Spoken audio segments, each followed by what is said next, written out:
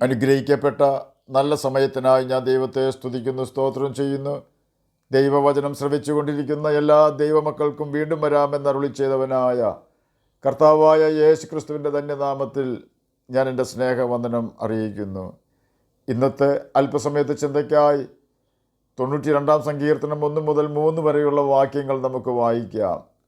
യഹോവയ്ക്ക് സ്തോത്രം ചെയ്യുന്നതും അത്യുന്നതനായുള്ളോവേ നിൻ്റെ നാമത്തെ കീർത്തിക്കുന്നതും 10 കമ്പിയുള്ള വാദിത്രം കൊണ്ടും വീണ കൊണ്ടും ഗംഭീര സ്വരമുള്ള കിന്നരം കൊണ്ടും രാവിലെ നിൻ്റെ ദയയെയും രാത്രി തോറും നിൻ്റെ വിശ്വസ്തതയെയും വർണ്ണിക്കുന്നത് നല്ലത്. അനുഗ്രഹിക്കപ്പെട്ട വേദവാക്യങ്ങളാണ് നാം കേട്ടത്. ആരാധനയ്ക്ക് യോഗ്യനായ കർത്താവായ യേശു ക്രിസ്തുവിനെ ആരാധിക്കുന്നത് അനുഗ്രഹവും സമാധാനം ലഭിക്കുവാനിട വരുത്തുന്നതുമാണ്. എത്രമാത്രം സമാധാനമില്ലാത്ത വ്യക്തിയാണെങ്കിലും യേശുവെ എനിക്ക് സമാധാനം തന്ന് സഹായിക്കണമേ എന്ന് പ്രാർത്ഥിച്ചാൽ, ഇനി യേശുവുമായി യാതൊരു ബന്ധവുമില്ലാത്ത വ്യക്തിയാണെങ്കിൽ പോലും യേശു സൗഖ്യവും സമാധാനവും നൽകി കൊടുക്കും. അനേകം ആളുകൾക്ക് ഇന്നും അപ്രകാരം നന്മകൾ ലഭിക്കുന്നുണ്ട്. ദൈവത്തെ സ്തുതിക്കുന്നത് നല്ലതാണ്. ഇത് കേൾക്കുമ്പോൾ ചിലപ്പോൾ പെട്ടെന്ന് അത് മനസ്സിലാവുകയില്ല.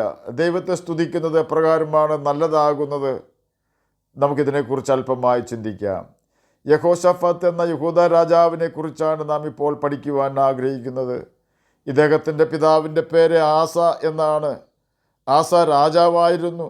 താൻ മരിച്ചപ്പോൾ അവൻ്റെ മകനായ യഹോശഫാത്ത് രാജാവായി. 2 ദിനവൃത്താന്ത പുസ്തകം 17-ാം അധ്യായം 1-ാം വാക്യത്തിൽ ഇത് രേഖപ്പെടുത്തിയിരിക്കുന്നു.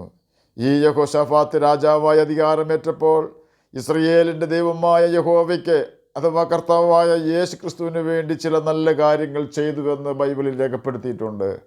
യഹോശഫാത്ത് തൻ്റെ പിതാവായ ദാവീദിൻ്റെ ആദ്യത്തെ വഴികളിൽ നടക്കുകയും ബാൽ വിഗ്രഹങ്ങളെ ആശ്രയിക്കാതെ തൻ്റെ പിതാവിൻ്റെ ദൈവത്തെ അന്വേഷിക്കുകയും ഇസ്രയേലിൻ്റെ ആചാരപ്രകാരം നടക്കാതെ ദൈവത്തിൻ്റെ കൽപ്പനകളെ അനുസരിച്ച് നടക്കുകയും ചെയ്തതുകൊണ്ട് യഹോവ അവനോട് കൂടെ ഉണ്ടായിരുന്നു. യഹോവ അവന് രാജ്യത്വം ഉറപ്പിച്ചു കൊടുത്തു. എല്ലാ യഹൂദയും യഹോശാഫാത്തിന് കാഴ്ച കൊണ്ടുവന്നു. അവന് ധനവും മാനവും വളരെ ഉണ്ടായി. അവൻ്റെ ഹൃദയം യഹോവയുടെ വഴികളിൽ ധൈര്യപ്പെട്ടിട്ട് അവൻ പൂജാഗിരികളെയും അശേര പ്രതിഷ്ഠകളെയും യഹൂദയിൽ നിന്ന് നീക്കിക്കളഞ്ഞു. അവൻ തൻ്റെ വാഴ്ചയുടെ 3-ാം ആണ്ടിൽ യഹൂദ നഗരങ്ങളിൽ ഉപദേശിപ്പാനായിട്ട് ലേവ്യരെയും പുരോഹിതന്മാരെയും അയച്ചു. അവർ യഹൂദായിൽ ഉപദേശിച്ചു. യഹോവയുടെ ന്യായപ്രമാണ പുസ്തകം, അതായത് ഉൽപ്പത്തി, പുറപ്പാട്, ലേവ്യ, സംഖ്യ, ആവർത്തന എന്നീ പുസ്തകങ്ങൾ അവരുടെ കയ്യിൽ ഉണ്ടായിരുന്നു. അവർ യഹൂദ നഗരങ്ങളിലൊക്കെയും സഞ്ചരിച്ചു, ജനത്തെ ഉപദേശിച്ചു. യഹോവയിൽ നിന്നൊരു ഭീതി യഹൂദയ്ക്ക് ചുറ്റുമുള്ള ദേശങ്ങളിലെ സകല രാജ്യങ്ങളിൽ മേലും വീണിരുന്നത് കൊണ്ട് അവർ യഹോശാഫാത്തിനോട് യുദ്ധം ചെയ്തില്ല. യഹോശാഫാത്ത് ദൈവത്തിന് പ്രസാദമുള്ള കാര്യങ്ങൾ ചെയ്തതിനാൽ ദൈവം അവനോടുകൂടെ ഉണ്ടായിരുന്നു. 2 ദിനവൃത്താന്ത പുസ്തകം 18-ാം അധ്യായം 1-ാം വാക്യത്തിൻ്റെ ആദ്യ ഭാഗത്ത് യഹോശാഫാത്തിന് ധനവും മാനവും വളരെ ഉണ്ടായിരുന്നുവെന്ന് രേഖപ്പെടുത്തിയിരിക്കുന്നു. ഇതിന് കാരണം യഹോശാഫാത്ത് ദൈവത്തിൻ്റെ ന്യായപ്രമാണം അനുസരിക്കുകയും ദൈവത്തെ പ്രസാദിപ്പിക്കുകയും ചെയ്തിരുന്നു എന്നതാണ്. അതിൻ്റെ ശേഷം മോവാബ്യരും അമ്മോന്യരും അവരോട് കൂടെ മെയൂന്യരിൽ ചിലരും യഹോശാഫാത്തിൻ്റെ നേരെ യുദ്ധത്തിന് വന്നു. യഹോശാഫാത്ത് ഭയപ്പെട്ട് യഹോവയെ അന്വേഷിപ്പാൻ താല്പര്യപ്പെട്ട യഹൂദയിലൊക്കെയും ഒരു ഉപവാസം പ്രസിദ്ധം ചെയ്തു. ഇവിടെ നാം മനസ്സിലാക്കേണ്ട ഒരു കാര്യം, നാം ദൈവത്തെ അനുസരിച്ചാലും പ്രതിസന്ധികളും ശത്രുക്കളും നമ്മെ ഞെരുക്കുവാനായി കടന്നു വന്നേക്കാം. എന്നാൽ യഹോവ നമ്മോട് കൂടെ ഉണ്ടെങ്കിൽ വിജയം നമുക്ക് ഉറപ്പാണ്. പ്രതിസന്ധി വന്നപ്പോൾ യഹോശാഫാത്ത് ഉപവസിച്ച് പ്രാർത്ഥിച്ചു പറഞ്ഞത്, ഞങ്ങളുടെ പിതാക്കന്മാരുടെ ദൈവമായ യഹോവേ, നീ സ്വർഗസ്ഥനായ ദൈവമല്ലോ. നീ ജാതികളുടെ സകല രാജ്യങ്ങളെയും ഭരിക്കുന്നുവല്ലോ. ആർക്കും എതിർപ്പാൻ കഴിയാത്ത ശക്തിയും പരാക്രമവും നിനക്ക് ഉണ്ടല്ലോ. ഇസ്രയേൽ മിസ്രയീമിൽ നിന്നും പുറപ്പെട്ടപ്പോൾ അവർ അമ്മോന്യരെയും മോവാബിരെയും സെയീർ പർവ്വതക്കാരെയും ആക്രമിപ്പാൻ നീ അനുവാദം കൊടുത്തില്ലല്ലോ. അവരെ നശിപ്പിക്കാതെ അവർ വിട്ടുമാറി. ഇപ്പോൾ ഇതാ, നീ ഞങ്ങൾക്ക് കൈവശം തന്ന നിൻ്റെ അവകാശത്തിൽ നിന്നും ഞങ്ങളെ നീക്കിക്കളയുവാൻ അവർ വന്ന് ഞങ്ങൾക്ക് ഇങ്ങനെ പ്രതിഫലം തരുന്നു. ഈ വലിയ സമൂഹത്തോട് എതിർപ്പാൻ ഞങ്ങൾക്ക് കഴിവില്ല.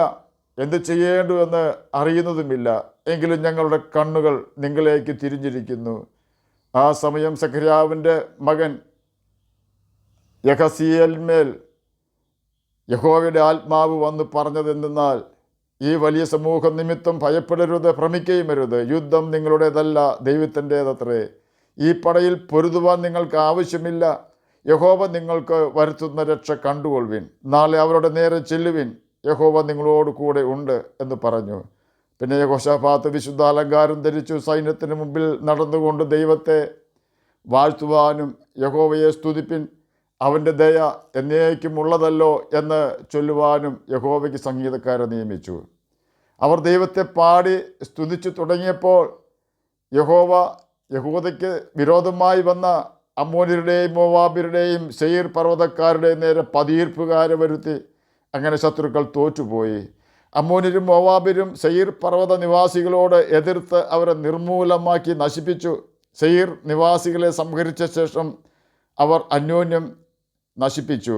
യഹൂദർ ചെന്ന് നോക്കുമ്പോൾ ശത്രുക്കളെല്ലാം ശവങ്ങളായി കിടക്കുന്നത് കണ്ടു. 2 ദിനവൃത്താന്ത പുസ്തകം 20-ാം അധ്യായം 1 മുതൽ 24 വരെയുള്ള വാക്യങ്ങളാണ് നാം കേട്ടത്. ഇവിടെ നമുക്കുള്ള സന്ദേശം എന്തെന്നാൽ യഹോശാഫാത്ത് ദൈവത്തെ പ്രസാദിപ്പിക്കുന്നവനായിരുന്നു.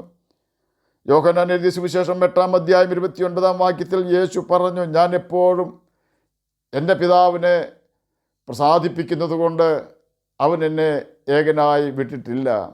ഇവിടെ ഇതാ യഹോശാഫാത്ത് ദൈവത്തെ പ്രസാദിപ്പിച്ചതിനാൽ അവനെയും ദൈവം ഏകനായി വിട്ടില്ല. യേശു പിതാവിനെ പ്രസാദിപ്പിച്ചത് എപ്രകാരമായിരുന്നുവെന്ന് യോഹന്നാൻ്റെ സുവിശേഷം 15-ാം അധ്യായം 10-ാം വാക്യത്തിൽ രേഖപ്പെടുത്തിയിരിക്കുന്നു. ഞാൻ എൻ്റെ പിതാവിൻ്റെ കൽപ്പനകൾ പ്രമാണിച്ചുകൊണ്ട് അവൻ്റെ സ്നേഹത്തിൽ വസിക്കുന്നത് പോലെ നിങ്ങൾ എൻ്റെ കൽപ്പനകൾ പ്രമാണിച്ചാൽ എൻ്റെ സ്നേഹത്തിൽ വസിക്കും. ഇവിടെ നാം ശ്രദ്ധിക്കേണ്ട കാര്യം, നാം ദൈവവചനം അനുസരിച്ചാൽ അഥവാ ബൈബിൾ വായിച്ച് അതിൽ എഴുതിയിരിക്കുന്നത് പോലെ നാം ജീവിച്ചാൽ നിശ്ചയമായും യേശു ആരാണെന്ന് അവൻ തന്നെ നമുക്ക് വെളിപ്പെടുത്തി തരും എന്ന് യോഹന്നാൻ എഴുതിയ സുവിശേഷം 14-ാം അധ്യായം 21-ാം വാക്യത്തിലും, എന്നെ സ്നേഹിച്ച് എൻ്റെ കൽപ്പനകൾ പ്രമാണിക്കുന്നവർക്ക് 1000 തലമുറ വരെ ദയ കാണിക്കുമെന്ന് പുറപ്പാട് പുസ്തകം 20-ാം അധ്യായം 6-ാം വാക്യത്തിലും രേഖപ്പെടുത്തിയിരിക്കുന്നു. അങ്ങനെ നാം പാപം ചെയ്യാതെ ജീവിക്കുമ്പോൾ യേശു നമ്മുടെ പ്രതികൂലങ്ങൾ നീക്കിത്തരും. യഹോശാഫാത്തിന് 3 ശത്രു രാജ്യങ്ങളായിരുന്നു എതിർത്തത്. നമുക്ക് ചിലപ്പോൾ മറ്റെന്തെങ്കിലും പ്രതികൂലങ്ങളായിരിക്കും വരുന്നത്. എന്ത് തന്നെയായാലും നാം വിശ്വസ്തയോടെ ജീവിക്കുന്ന ഒരു വ്യക്തിയാണെങ്കിൽ നിശ്ചയമായും നമുക്ക് വേണ്ടി കർത്താവ് യുദ്ധം ചെയ്യും. യഹോശാഫാത്തിനെ പോലെ നമ്മുടെ ജീവിതത്തിൽ നിന്നും നീക്കിക്കളയേണ്ടുന്ന സകല അശുദ്ധ സ്വഭാവങ്ങളും നീക്കി കളഞ്ഞ് എനിക്ക് യുദ്ധം ചെയ്യുവാൻ കഴിവില്ല കർത്താവേ എന്ന് യേശുവിനോട് പറയുകയും യേശുവിൻ്റെ കൽപ്പനകൾ അനുസരിച്ചുകൊണ്ട് പാപം ചെയ്യാതെ ജീവിക്കുവാൻ തീരുമാനം എടുക്കുകയും ചെയ്യുമെങ്കിൽ നാം പ്രതീക്ഷിക്കാത്ത സമയത്ത് നാം ഇന്ന് നേരിടുന്ന പ്രതിസന്ധികൾക്ക് യേശു പരിഹാരം തരികയും നാം അവൻ്റെ ദയയ്ക്കും വിശ്വസ്തതയ്ക്കും തക്കവണ്ണം അവനെ സ്തുതിക്കുകയും ചെയ്യും. തന്നെയുമല്ല, യേശു നമ്മെ ഗന്ധകങ്കത്തുന്ന തീ പൊയ്കയിൽ നിന്ന് രക്ഷിക്കുകയും ദൈവമക്കൾ എന്ന പദവി തന്ന് ദൈവരാജ്യത്തിൻ്റെ അവകാശികളാക്കി തീർക്കുകയും ചെയ്യും. ആകയാൽ നമുക്ക് കർത്താവിൻ്റെ കൽപ്പനകൾ അനുസരിച്ചുകൊണ്ട് അവനെ പ്രസാദിപ്പിക്കുകയും നിത്യജീവൻ അവകാശികളായി തീരുകയും ചെയ്യാം. അതിന് കർത്താവ് നമ്മെ സഹായിക്കട്ടെ എന്ന് പ്രാർത്ഥിച്ചുകൊണ്ട് ഞാൻ എൻ്റെ വാക്കുകളിൽ നിന്ന് വിരമിക്കുന്നു. നമുക്ക് പ്രാർത്ഥിക്കാം. ഞങ്ങളെ സ്നേഹിക്കുന്ന സ്വർഗീയ പിതാവേ, നല്ല വചനത്തിനായി ഇങ്ങനെ സ്തുതിക്കുന്നു, സ്തോത്രം ചെയ്യുന്നു.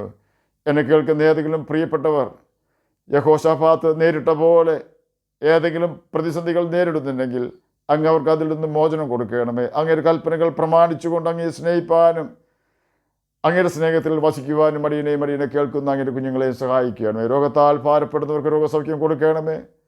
ഞങ്ങൾ യവനക്കാർത്തികളും കുഞ്ഞുങ്ങളും ദുഷ്ടൻ്റെ കെണിയിൽപ്പെടുവാൻ ഇടവരാതെ അങ്ങ് സംരക്ഷിക്കണമെന്ന് പ്രാർത്ഥിക്കുന്നു. പ്രാർത്ഥന കേട്ടതിനായി സ്തോത്രം. യേശുവിൻ്റെ നാമത്തിൽ തന്നെ ആമേൻ. കർത്താവ് എല്ലാവരെയും അനുഗ്രഹിക്കട്ടെ. സ്തോത്രം.